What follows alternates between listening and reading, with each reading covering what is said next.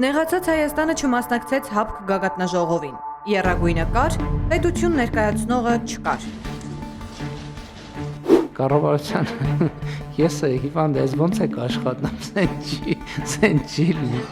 Ովքեր բուժման կարիք կա կբուժենք, ովքեր առողջ են կպատվաստենք։ Մինչ Նիկոլ Փաշինյանը շուլուխներ էր անում ու որոշում կառավարության որ անդամին ինչպես բուժեն, ՀԱՊԿ-ում քննարկվում էր Հայաստանի եւ Ադրբեջանի միջև ակտիվ միջպետական երկխոսության հարցն ու այդ մասին հռչակագիր էր քննվում։ Մենք աջակցում ենք համապարփակ կարգավորմանը եւ կողմերի միջև անվերապահ խաղաղության պայմանագրի արագ կնքմանը, ասվում է հայտարարության մեջ։ Այս նույն ընթացքում ու զուգահեռ իրականությունում Հայաստանի մեկ այլ առանցքային պաշտոնյա անվտանգության խորհրդի քարտուղար Արմեն Գրիգորյանը զբաղված է կանանց հարցերով ու հրապարակում է անում, տեղեկացնելով, որ ելույթ է ունեցել ՆԱՏՕ-ի կապի գրասենյակի եւ ՄԱԿ-ի կանանց կազմակերպության հետ համատեղ կազմակերպված համաժողովի, որտեղ կարևորել է զինված ուժերում կանանց ու տղամարդկանց հավասարակշռության արդյունավետության մասին։ ՀԱՊԿ-ի հաջորդ գագաթնաժողովը կկայանա 2026 թվականի նոյեմբերի 11-ին Մոսկվայում։